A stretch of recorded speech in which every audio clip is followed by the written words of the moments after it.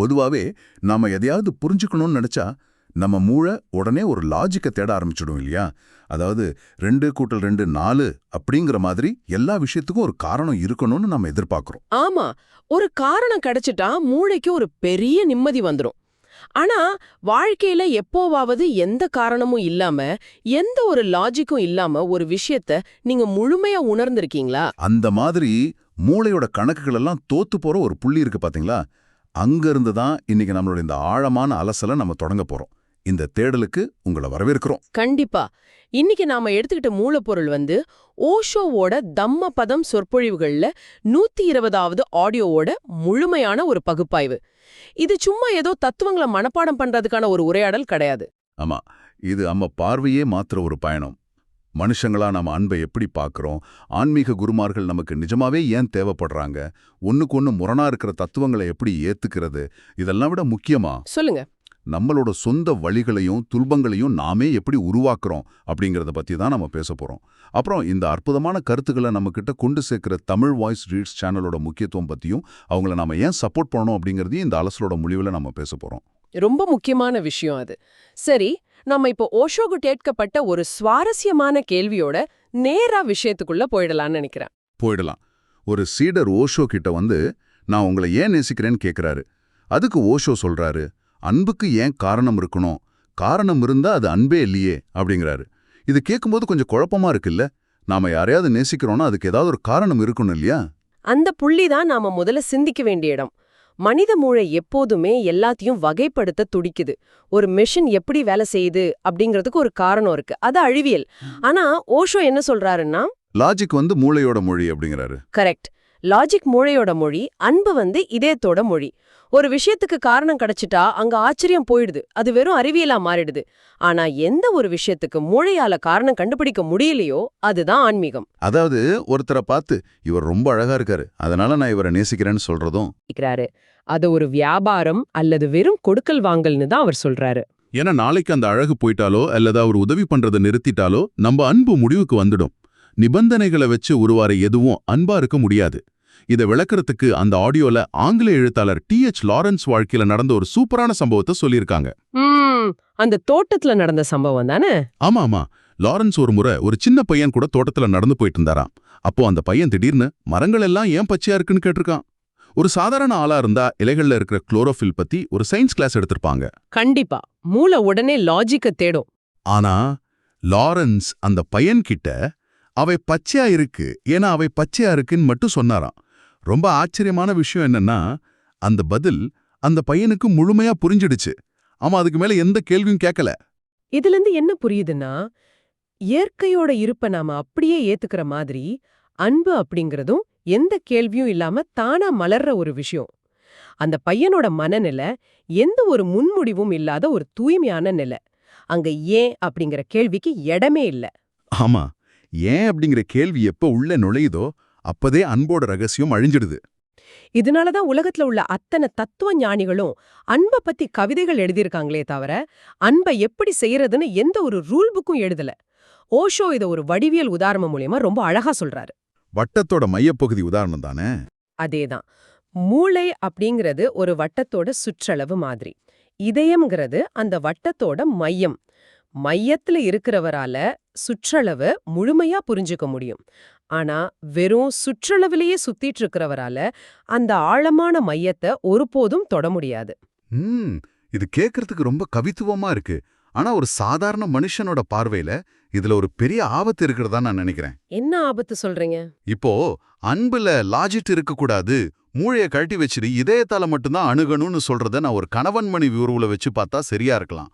ஆனா ஒரு ஆன்மீக குருவிடம் எந்த கேள்வியும் கேட்காம லாஜிக்கும் இல்லாம அவரை முழுமையா நம்புறது மிகப்பெரிய ஆபத்து இல்லையா? இது ரொம்ப நியாயமான கேள்வி. ஒரு பக்கம் காரணமே இல்லாம நேசி, முழுமையா நம்புன்னு ஓஷோ சொல்றாரு. ஆனா புத்தர் தன்னுடைய சீடர்கள் கிட்ட அப்ப தீபோபவ அப்படின்னு சொல்லியிருக்காரு. அதாவது உனக்கு நீயே ஒளியா இருன்னு அர்த்தம். எனக்கு நானே ஒளியா இருக்கணும், ஏன் அறிவை பயன்படுத்தி நான் நடக்கணும்னா அப்புறம் எதுக்கு எனக்கு ஒரு குரு? அவரை நான் ஏன் கண்மூடித்தனமா ஃபாலோ பண்ணணும்? ரெண்டும் நேர்மாறா இருக்கே. நீங்க கேக்குறது ரொம்ப ரொம்ப கரெக்டான ஒரு சந்தேகம். நிறைய பேர் இந்த இடத்துல தான் ஆன்மீகத்தை தப்பா புரிஞ்சுக்கிறாங்க. குரு அப்படிங்கிறவர் யார் என்பதில் நமக்கு முதல்ல ஒரு தெளிவு வேணும். ஒரு உண்மையான குரு அப்படிங்கிறவர் உங்களுக்கு வாழ்நாள் முழுக்க கொடுக்கப்படுற ஒரு ஊன்றுகோல் கிடையாது. அதாவது ஒரு கிரட்ச் கிடையாதுன்னு சொல்றீங்க. ஆமா, ஓஷோ இத ரொம்ப தெளிவா எச்சரிக்கிறாரு. எந்த ஒரு குரு தன்னுடைய சீடர்கள் எப்போதுமே தன்னை சார்ந்தே இருக்கணும்னு விரும்புறாரோ அவர் உங்களோட குரு இல்ல, அவர் உங்களோட மிகப்பெரிய எதிரி. ஓ, ரொம்ப ஸ்ட்ராங்கான வார்த்தை இது. கண்டிப்பா. ஏன்னா நீங்க ஒரு ஊன்றுகோலை நம்பியே நடக்க பழகிட்டா உங்க சொந்த கால்கள்ல எப்படி நடக்கிறது அப்படிங்கறதையே மறந்துடுவீங்க. ஒரு உண்மையான சத்குரு என்பவர் உங்களுக்கான பாதையை நீங்களே கண்டுபிடிக்கிறதுக்கான ஒரு தூண்டுதலா இருப்பாரே தவிர உங்களை சுமந்துகிட்டு போறவரா ஒருபோதும் இருக்க மாட்டார். நீங்க சொல்ற இந்த கோணத்தை பார்க்கும்போது புத்தரோட சீடரான ஆனந்தனோட கதை தான் எனக்கு ஞாபகம் வருது. ஆமா, 40 வருஷம் கூடவே இருந்தாரே. அதே ஆனந்தன் தான். புத்தரோட நிழல் மாதிரி அவர் போன இடமெல்லாம் 40 வருஷமா தொடர்ந்து போனவர் ஆனந்தன். புத்தருக்கு என்ன தேவைன்னு அவர் முகம் பார்த்தே கண்டுபிடிச்சு செய்யக்கூடிய ஒரு சீடர். ஆனா புத்தர் தன் உடலை விட்டு பெரியற நேரம் வந்தப்போ சுத்தியிருந்த அத்தனை சீடர்களும் அமைதியா இருந்தாங்க. ஏன்னா அவங்க எல்லாரும் புத்தரோட போதனையை உணர்ந்து ஒரு முதிர்ச்சியான நிலையில இருந்தாங்க. கரெக்ட். ஆனா 40 வருஷம் அவரோடையே இருந்த ஆனந்தன் மட்டும் ஒரு குழந்தை மாதிரி கதறி அழுதார். இத்தனை வருஷம் கூட இருந்தும் அவர் ஏன் அவ்வளோ உடைஞ்சு போனார்னு யோசிச்சு பாருங்க. ஆனந்தனோட அந்த கண்ணீர்ல ஒரு பெரிய தத்துவமே அடங்கியிருக்கு. 40 வருஷமா ஆனந்தன் புத்தர் அப்படிங்கிற மாபெரும் வெளிச்சத்தோட துணையோட மட்டுமே நடந்து பழகிட்டாரு. அந்த வெளிச்சம் எப்பவும் தன் கூடவே இருக்கும்னு ஒரு தவறான பாதுகாப்பா அவர் உணர்ந்திருந்தாரு. அந்த இரவல் வெளிச்சம். ஆமா, புத்தர் விடைபெறும் அந்த நேரத்துல தான் தங்கிட்ட இருந்தது இரவல் வெளிச்சம் அப்படிங்கிற அதிர்ச்சிகரமான உண்மை ஆனந்தனை உலுக்கிடுச்சு. தனக்குள்ளேயும் ஒரு விளக்கு இருக்கு, அதுக்கான திரியும் எண்ணெயும் தங்கிட்டே இருக்கு, ஆனா தான் இன்னும் அதை ஏத்தவே இல்ல அப்படிங்கறத அவர் அப்பதான் உணர்ந்தாரு. அதனாலதான் அந்த நேரத்துல புத்தர் திரும்பவும் அவர்கிட்ட ஆனந்தா உனக்கு நீயே ஒளியாயிருன்னு ஞாபகப்படுத்தினாரு. சூஃபி தத்துவத்துல இதை பத்தி ஒரு அருமையான கதை இருக்கே. அந்த 2 நண்பர்கள் காட்டுல போற கதை தானே, நீங்களே சொல்லுங்களேன். 2 நண்பர்கள் நடுராத்திரியில ஒரு அடர்ந்த காட்டுல பயணம் செய்றாங்க. ஒருத்தன் கையில லாந்தர் விளக்கு இருக்கு, இன்னொருத்தன் கையில எந்த விளக்கும் இல்ல. விளக்கு இருக்கிறவன் கூட நடக்கும்போது 2 பேருக்குமே வெளிச்சம் கிடைக்குது, பாதையும் தெளிவா தெரியுது. ஆனா ஒரு குறிப்பிட்ட தூரம் போன பிறகு 2 பாதைகள் பிரியுது. விளக்கு வச்சிருக்கிறவன் தன் கிராமத்தை நோக்கி அவனோட பாதையில போயிடுறான். மத்தவனோ அந்த நடு ராத்திரி இருட்டுல திசை தெரியாம தவிச்சு நிக்கிறான். ஒரு குருவை சார்ந்திருப்பதோட ஆபத்தை இதைவிட சிறப்போ யாரும் சொல்லிட முடியாது.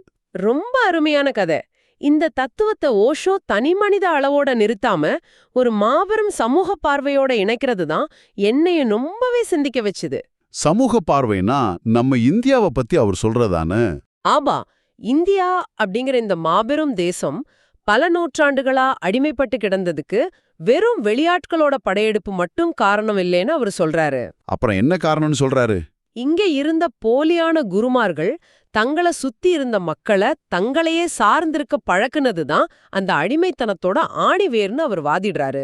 தங்களுக்கு தாங்களே சுயமா சிந்திக்காம எந்த ஒரு பிரச்சனை வந்தாலும் யாராவது ஒருத்தரை சார்ந்திருக்கிற மனநிலைய ஒரு சமூகத்துக்கிட்ட விதைச்சிட்டா அந்த சமூகம் எந்த அந்நிய படையெடுப்புக்கும் ஈஸியா அடிபணிஞ்சிடும். இத கேட்கும்போது எனக்குள்ள ஒரு பெரிய திறப்பு உருவானது நிஜம். சுதந்திரமான சிந்தனையும் தனக்குத்தானே ஒளியா இருக்கிறதையும் கொத்துக் கொடுக்காத குருமார்களால ஒரு தேசமே எவ்வளோ பெரிய விலையை கொடுக்க வேண்டியிருந்ததுன்னு நாம இதுல இருந்து தெரிஞ்சுக்கலாம்.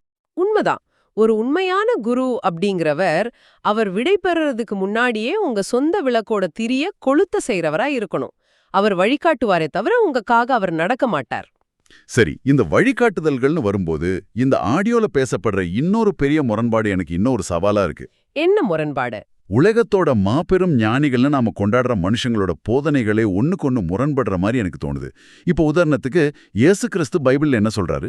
தட்டுங்கள் திறக்கப்படும், கேளுங்கள் தரப்படும், தேடுங்கள் கிடைக்கும்னு ரொம்ப தெளிவா சொல்றாரு. ஆமாம். ஆனா சீன தத்துவ ஞானியான லவோட்ஸுவும் சரி ஓஷோவும் சரி எதையும் கேட்காதீங்க, தேடாதீங்க, நீங்க தேடினா இருக்கிறதையும் தொலைச்சிடுவீங்க அப்படின்னு சொல்றாங்க. இது ஆன்மீக பாதையில போற ஒரு சாதாரண மனுஷனுக்கு பெரிய குழப்பத்தை தானே ஏற்படுத்தும். கண்டிப்பா. ஒன்னு நான் தேடணும், இல்லனா சும்மா இருக்கணும். ரெண்டுமே எப்படி ஒரே நேரத்துல உண்மையா இருக்க முடியும்? மேப்பமா படிக்கிற ஒருத்தருக்கு இது சுத்தமா முரண்பாடாதான் தோணும். இத ஓஷோ ஒரு கல்வி நிலையத்தோட உதாரணம் மூலமா ரொம்ப நேர்த்தியா வளர்க்கறாரு. ஒரு வாக்கியத்தை யார் சொல்றாங்க அப்படிங்கறத விட அது யார்கிட்ட சொல்லப்படுது அப்படிங்கிறது தான் இங்க முக்கியம். யார்கிட்ட சொல்லப்படுதுன்னா ஆடியன்ஸ் யாருன்னு கேக்குறீங்களா? ஆமா, இயேசு யார்கிட்ட பேசிட்டு இருந்தாருன்னு பாருங்க. ஆன்மீகத்தோட அரிச்சுவடிய கூட அறியாத, அவரை சிலுவையில அறைய தயாராக இருந்த ஒரு தொடக்க நில மனுஷங்கள் கிட்ட அவர் பேசினாரு. ஒரு 1வது படிக்கிற பையன்கிட்ட போய் எடுத்த உடனே குவாண்டம் பிசிக்ஸ் பத்தி பேச முடியுமா? முடியாது, அவனுக்கு புரியாது. அதனாலதான் இயேசு அந்த மக்களுக்கு புரியிற வகையில முதல்ல உங்க தேடல தொடங்குங்க, கதவை தட்டுங்க அப்படின்னு முதல் படிய கத்து கொடுத்தாரு. ஆனா லாவுட்சோவோட நிலை வேற. அவர் ஒரு பல்கலைக்கழக அளவுல இருக்கிற ஆன்மீக முதிர்ச்சி பெற்ற மனுஷங்கள் கிட்ட பேசிட்டு இருந்தாரு. ஓ, அவங்க ஏற்கனவே நிறைய தேடினவங்க. ஆமா, அவங்க ஏற்கனவே பல வருஷமா தேடி தேடி களைச்சு போனவங்க. அவங்களுக்கு தட்ட தெரியும், ஆனா எப்போ நிறுத்தணும்னு தெரியாது. நீங்க சொல்லும்போது எனக்கு அந்த சூஃபி ஞானிகளான ராபியா மற்றும் ஹசனோட கதை தான் ஞாபகத்துக்கு வருது. அந்த கதையை இறைவான் கேக்குற கதை தானே? ஆமாங்க, ஹசன் ஒரு சூஃபி ஞானி. அவர் பல வருஷமா தீவிரமான தேடல்ல இருக்காரு.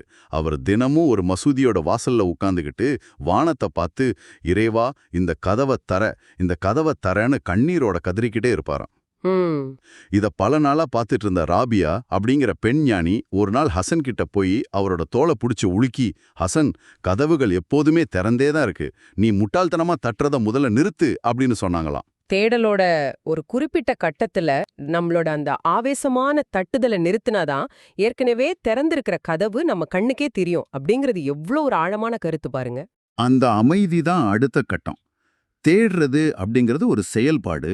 ஆனா எல்லாமே ஒரு செயலோட மூலமா தான் கிடைக்கும் அப்படிங்கிற மனித மூளையோட பிடிவாதம் ஆன்மீகத்துல வேலை செய்யாது. தேடத் தொடங்குறது ஒரு நிலைனா, அந்த தேடலையே கைவிடுறது அடுத்த நிலை. இது ரெண்டும் எதிரெதிரானவ கிடையாது. அவ ஒரே பரிணாம வளர்ச்சியோட 2 வேற வேற கட்டங்கள். இதை நான் இப்படி புரிஞ்சுக்கிறேன். இப்போ ஒருத்தர் சென்னையிலிருந்து ஹரித்வாருக்கு ஒரு ட்ரெயின்ல ஏறாருன்னு வச்சுப்போம். ட்ரெயின் பல நாளா போயிட்டு இருக்கு. ஹரித்வார் நெருங்கும் போது ட்ரெயின்ல உள்ள எல்லாரும் அவங்க உடம்பைகளை எடுத்துக்கிட்டு கீழே இறங்க தயாராகிறாங்க. சரி.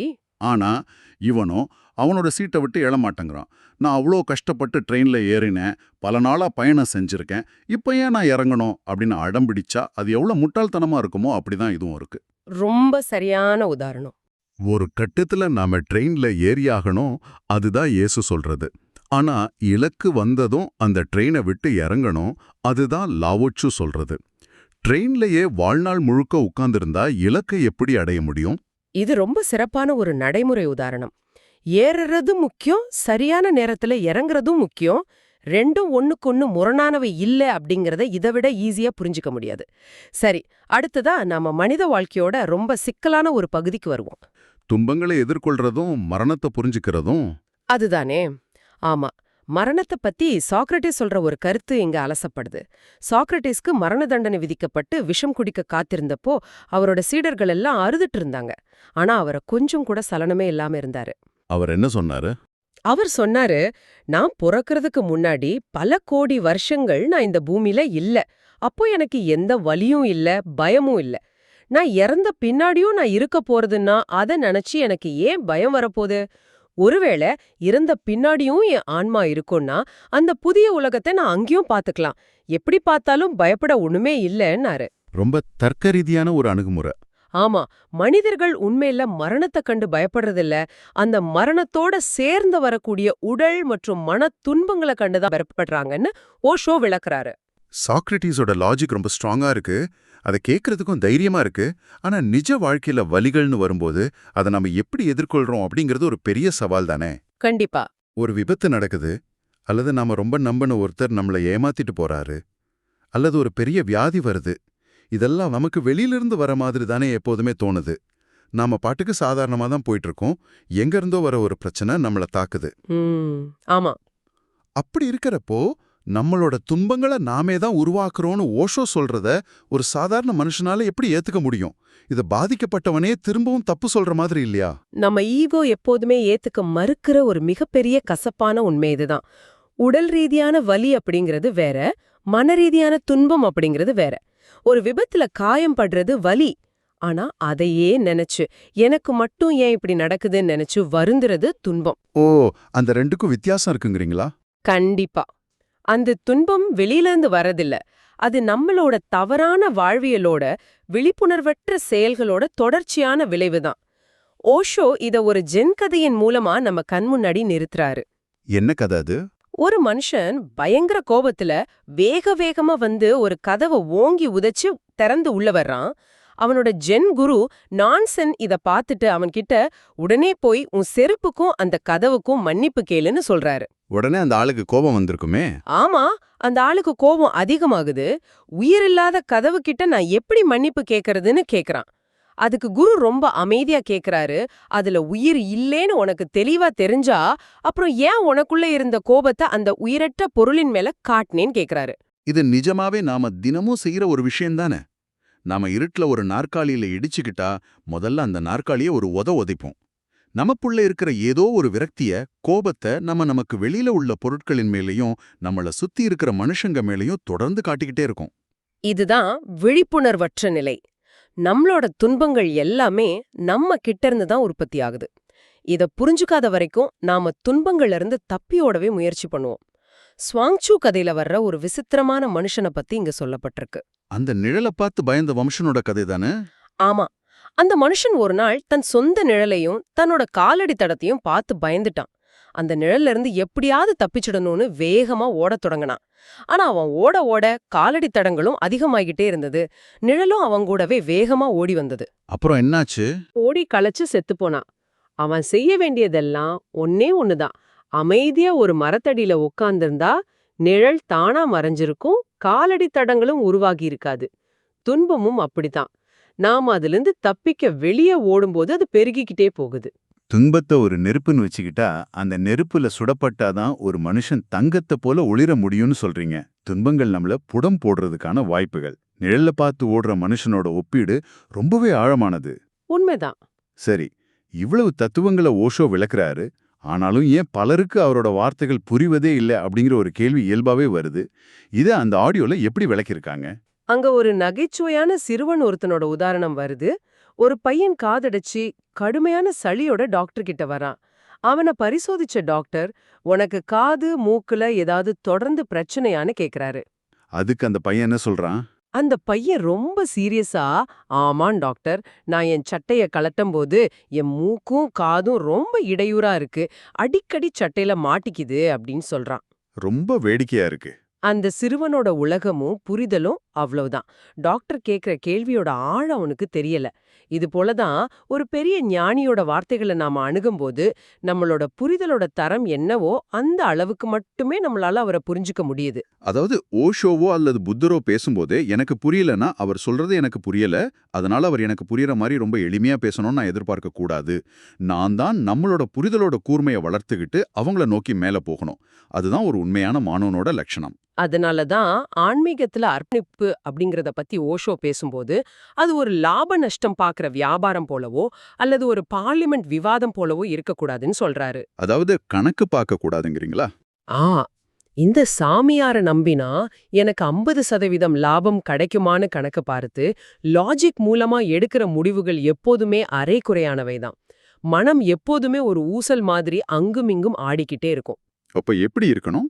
எதையும் யோசிக்காம முழுமையா தான் உணர்வால் ஒரு விஷயத்துல இறங்குறவங்க மட்டும்தான் அந்த முழுமையான மாற்றத்தை அடையறாங்க.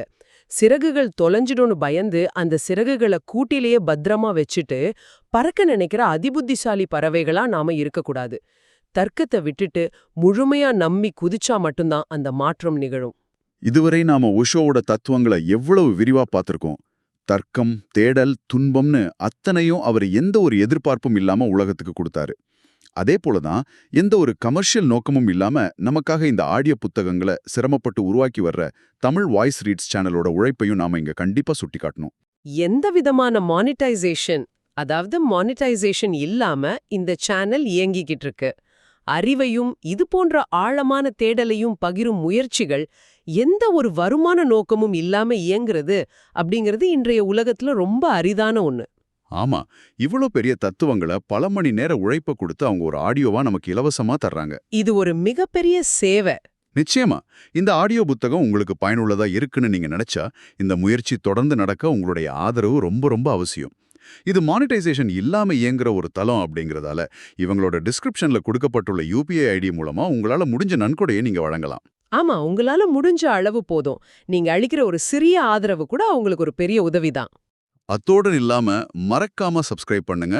உங்களுக்கு தெரிஞ்சவங்களுக்கும் இதை பகிர்ந்து கொள்ளுங்க. இந்த கருத்துக்கள் அவங்க வாழ்க்கையிலயும் ஒரு பெரிய மாற்றத்தை ஏற்படுத்தலாம், அவர்களுக்கு தேவையா இருக்கலாம். லைக் பண்ணுங்க. மேலும் இந்த கருத்துக்களை பத்தி நீங்க என்ன நினைக்கிறீங்க அப்படிங்கறத உங்க கமெண்ட்ல பகிருங்க. உங்களுடைய ஒவ்வொரு செயலும் இந்த சேனலோட வளர்ச்சிக்கு மிகப்பெரிய உறுதுணையா இருக்கும். மனப்பூர்வமான நன்றி. ரொம்ப அழகான ஒரு பதிவு இது. இன்னைக்கு நாம அன்போட தர்க்கமற்ற தன்மையில தொடங்கணும். குரு அப்படிங்கிறவர் நம்மளை நடக்க வைக்கிறவரை தவிர நிரந்தர ஊன்றுகோல் இல்லை அப்படிங்கிறத பார்த்தோம். முரண்பாடான அறிவுரைகளுக்கு பின்னாடி உள்ள சைக்காலஜியை புரிஞ்சுக்கிட்டோம். இறுதியா துன்பங்களை நாமே எப்படி உருவாக்குறோம், அதிலிருந்து ஓடாம அதை எப்படி நேருக்கு நேர் சந்திக்கிறது அப்படிங்கிறதையும் ஆழமா பேசணும். அத்துடன் புரிதல் யாருடைய பொறுப்பு அப்படிங்கறதையும், எந்த ஒரு தயக்கமும் இல்லாத முழுமையான அர்ப்பணிப்பு ஆன்மீகத்துல ஏன் தேவை அப்படிங்கறதையும் ரொம்ப தெளிவா விவாதிச்சிருக்கோம். அருமை. இப்போ இந்த உரையாடலை முடிக்கிறதுக்கு முன்னாடி நீங்க தனியா உட்கார்ந்து சிந்திக்கிறதுக்கு ஒரு புதிய கோணத்தை உங்களுக்கு விட்டுட்டு போறோம். துன்பங்களை நாமே உருவாக்குறோம், நம்மளோட நிழலை பார்த்து நாமே ஓடுறோம்னு பேசணும் இல்லையா? நம்மளோட துன்பங்கள் எல்லாமே நம்மளோட கடந்த கால நினைவுகளாலையும் நாம கட்டமைச்சு வச்சிருக்கிற நம்மளோட அடையாளங்களாலையும் வருபவை. ஆமாம். ஒரு நிமிஷம் இப்படி யோசிச்சு பாருங்க. ஒரே ஒரு முழு நாளுக்கு உங்களுக்கு எந்த ஒரு கடந்த காலமும் இல்ல, எந்த ஒரு வரலாறும் இல்லைன்னு உங்களால கற்பனை பண்ண முடியுமா? பாதுகாக்க ஒரு பேரோ பெருமையோ இல்ல, எதிர்காலத்தை பத்தின எந்த திட்டமும் இல்ல. உங்களை பத்தின ஒட்டுமொத்த சுயசரிதியும் அழிச்சிட்டு நின்னா அங்க மிச்சம் இருக்கிற அந்த மனுஷன் யாரு? அவனுக்கு எப்படி துன்பம் வரும்? அந்த தூய்மையான இருப்பு எப்படிப்பட்ட உணர்வா இருக்கும்? சற்று அமைதியாக சிந்தியுங்கள். மீண்டும் மற்றொரு ஆழமான அலசலில் உங்களை சந்திக்கிறோம்.